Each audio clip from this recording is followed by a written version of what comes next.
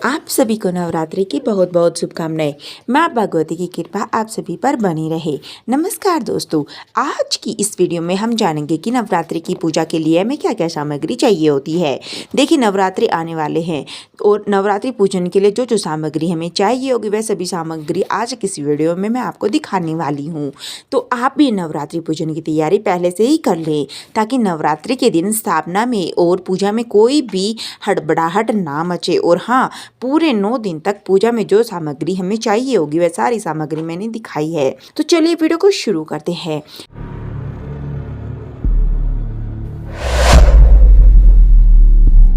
Sangeeta Indian culture. Navratri पूजन के लिए सबसे पहले हमें एक चौकी या पटड़ा लेना होता है। तो बड़ी या छोटी चौकी आप अपनी सुविधा के अनुसार यहाँ पर लगा सकते हैं। यहाँ पर मैंने एक चौकी ले ली है। चौकी पर बिछाने के लिए हमें लाल रंग का वस्त्र चाहिए होगा। लाल रंग के आसन पर माता रानी को विराजमान किया जाता है। तो लाल रंग का आप कोई भी वस्त्र चौकी पर बिछाने के लिए ले सकते हैं। इसके साथ ही हमें माँ शेरावाली की कोई भी फोटो या मूर्ति जो आपके पास अवेलेबल हो आप वो यहाँ पर रख सकते हैं। मेरे पास माता की मूर्ति है, आप मूर्ति भी ले सकते हैं। इसके साथ ही हमें गणेश जी की फोटो या मूर्ति जरूर लेनी होती है, क्योंकि जब भी हम कोई पूजा करते हैं तो गणेश जी की पूजा सबसे पहले की जाती है। अब देखिए, पूजा के लिए रोजाना हमें 1 लोटा जल लेना है। तो शुद्ध जल हम ले लेंगे। साथ में ही तिलक करने के लिए हमें रोली ले लेनी है। इसके साथ ही हमें चावल भी लेने हैं। और देखिए, वस्त्र स्वरूप समर्पित करने के लिए हमने यहाँ पे कलेवा लिया है। सुपारी हमें ले लेनी है और यह मैंने लिया है जनेऊ। तो गणेश जी को समर्पित करने के लिए हमें जनेऊ भी लेना आवश्यक होता है। पहले दिन जब हम स्थापना करते हैं उस दिन हम जनेऊ समर्पित करेंगे। उसके साथ ही हम दक्षिणा ले लेंगे। तो पूरे 9 दिन में किसी भी दिन आप दक्षिणा समर्पित कर सकते हैं। इसके साथ ही देखिए, मैंने यहाँ पर जो लिया है कपूर, उसका मैंने कंप्लीट पैकेट लिया है। तो पहले ही आप बड़ी डिब्बी ले सकते हैं। तो यहाँ पर देखिए, मैंने कपूर का डब्बा ले लिया है। साथ ही लौंग चाहिए होती है। तो देखिए, लौंग हमें दोनों समय पूजा के लिए चाहिए होंगे, इसलिए आप पहले ही ज़्यादा लौंग ले लीजिए। और लौंग फूली हुई होनी चाहिए। फूल वाले लौंग हमेशा भोग में समर्पित करते हैं। इसके साथ ही यहाँ पर इत्र मैंने ले लिया है। ये देखिए, इलायची हम भोग के लिए ले लेंगे, तो इलायची मैंने ले ली है। इसके साथ ही हमें रोजाना दोनों समय जलाने के लिए देसी घी चाहिए होता है। तो यहाँ पर मैंने देखा दिया ले लिया है और देसी घी का दिया हमें रोजाना जलाने के लिए ले लेना है। साथ ही अगर आप अखंड ज्योत जलाना चाहते हैं तो आप बड़ा दिया भी ले सकते हैं। मेरे पास पीतल की अखंड ज्योत है, मैंने ले ली है। आप चाहे तो मिट्टी की भी ले सकते हैं और अखंड बाती हम बना लेंगे। आपको बाजार में बाती मिल जाएगी या फिर आप घर में 1.25 हाथ की बाती बना सकते हैं। तो देखिए, इस तरह की बाती आप बना लीजिए। अखंड ज्योत जलाने के लिए 1.25 हाथ की बाती पूरे 9 दिन तक बहुत आसानी से जल जाती है। साथ ही पूरे 9 दिन जलाने के लिए आप कॉटन की बाती भी ले लीजिएगा।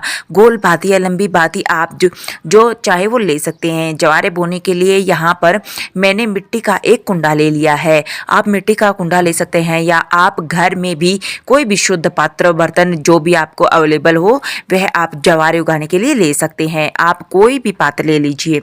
जवारे बोने के लिए मैंने मिट्टी का यहाँ पर पात्र ले लिया है। इसके साथ ही जवारे बोने के लिए हमें मिट्टी की जरूरत पड़ेगी। तो देखिए, साफ मिट्टी हो यहाँ पर ले लेनी है। अगर मिट्टी में कंकर वगैरह है तो आप मिट्टी को छान लीजिए। तो ये मिट्टी मैंने ले ली है। इसमें कुंडे को जो मैंने ये पात्र लिया है ना मिट्टी का, उसको भर लेंगे और फिर उसमें जवारे बोएंगे। अब जवारे बोने के लिए हमें जौ की भी जरूरत पड़ेगी। तो यहाँ पर मैंने जौ ले लिए हैं। कुछ लोग जौ और गेहूं दोनों मिलाकर जवारे उगाते हैं, कुछ लोग सिर्फ जौ बोते हैं। तो हमारे यहाँ पर जौ बोए जाते हैं, इसलिए मैंने जौ ले लिए है। इसके साथ ही कलश स्थापना के लिए हमने कलश लेना होता है। तो आप तांबे का, पीतल का, मिट्टी का कलश जो आपको अवेलेबल हो जाए आराम से आप ले सकते हैं। मिट्टी का कलश सबसे ज्यादा शुभ माना जाता है, इसलिए मैंने यहाँ पर मिट्टी का कलश लिया है। जब भी आप कलश ले लेंगे तो ढक्कन आप साथ में जरूर ले ले। इसके बाद में कलश में सजाने के लिए हमें आम के पत्ते चाहिए होंगे। देखिए, आप 5, 7, 9, 11 पत्ते ले सकते हैं। मैंने आम के पत्ते ले लिए। साथ में हमें कलश की स्थापना के लिए नारियल चाहिए होगा ना, तो नारियल को आप बाजार से जरूर देख लें। नारियल में पानी होना चाहिए। तो यहाँ पर मैंने एक नारियल ले लिया है। नारियल पर लपेटने के लिए हमें एक लाल रंग का कपड़ा चाहिए होगा। आप आप लाल रंग का कपड़ा ले सकते हैं या इस तरह से आजकल चुन्नी आती है नारियल के लिए, आप ये चुन्नी भी ले सकते हैं। तो मैंने नारियल के लिए चुन्नी ले ली है। इसके साथ ही हमें माता रानी के लिए भी एक चुनरी लेनी होती है। तो देखिए ये चुनरी लंबी होती है, तो नारियल के लिए भी थी, अब माता रानी के लिए अलग से हमें चुंदड़ी लेनी होती है। आप लाल रंग की चुनरी माता रानी को उड़ा सकते हैं और साथ में ही हमें माता रानी के लिए 16 श्रृंगार ले लेना है। तो देखिए अगर आपके पास 16 श्रृंगार है तो आप 16 श्रृंगार समर्पित कर सकते हैं, नहीं तो आप जितनी भी चीज़ें हो सके उतनी श्रृंगार की चीज़ें आप माता रानी को समर्पित कर सकते हैं। एक बार हमें पूरे 9 दिन में श्रृंगार समर्पित करना होता है, तो आप स्थापना के दिन भी समर्पित कर सकते हैं, किसी भी दिन बीच में भी आप समर्पित कर सकते हैं। इसके साथ ही हम धूप दीप समर्पित कर लेंगे। तो यहाँ मैंने धूप समर्पित कर दी है और भोग के लिए पतासा आप जरूर ले आए। माता रानी को पतासा का भोग अति प्रिय होता है, तो यहाँ पर मैंने पतासा का भी भोग लिया है। मिश्री का भी भोग आप ले सकते हैं। अगर किसी वजह से आपको पतासे न मिल पाए तो आप उस जगह पे मिश्री का भोग दे सकते हैं। इसके साथ ही आप फल ले सकते हैं, जो भी ऋतु फल आपको आसानी से मिल जाए आप वो माता रानी के लिए फल समर्पित कर सकते हैं। साथ ही हमें घी ले लेना है, देसी घी यहाँ पर मैंने ले लिया है। आप चाहे तो तिल का तेल भी ले सकते हैं। अखंड जोत जलाई जाती है तो 1.25 किलो के आसपास देसी घी लग जाता है। इसके साथ ही देखिए भोग लगाने के लिए अंगारी बनाते हैं, उसके लिए हम गाय के गोबर का उपला चाहिए होगा, तो आप उपला ले लेंगे। उसके आपको पूजा की दुकान पर मिल जाएगा आसानी से। देखिए हमें एक का हवन कुंड चाहिए होगा।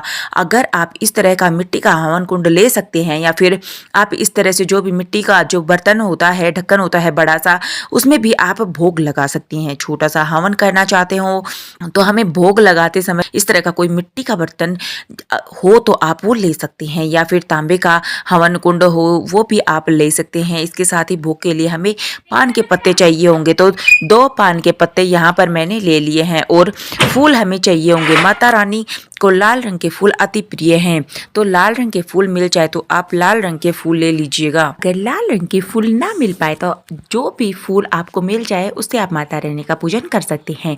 तो यहाँ पर मैंने फूल ले लिए। तो जलाने के लिए हमें माचिस चाहिए होगी, तो माचिस आप जरूर ले लीजिए। अगर आप हवन सामग्री में हवन करते हैं तो आप हवन की सामग्री भी जरूर ले लीजिएगा। कुछ लोग हवन सामग्री लेते हैं, कुछ लोग सिर्फ लौंग इलायची से हवन कर लेते हैं। तो यहाँ पर मैंने हवन सामग्री ले ली है। इसके साथ ही कलश को भरने के लिए हमें शुद्ध जल की जरूरत होगी, तो यहाँ पर मैंने शुद्ध जल ले लिया है। कलश स्थापना जब आप करेंगे तो आपको शुद्ध जल से कलश भरना होता है। साथ ही देखिए कलश में डालने के लिए हमें एक हल्दी की गांठ लेनी होती है, एक सिक्का लेना होता है, साथ में ही हमें एक सुपारी भी लेनी होती है। तो ये 5 चीजें होती हैं जो कलश में डाली जाती है।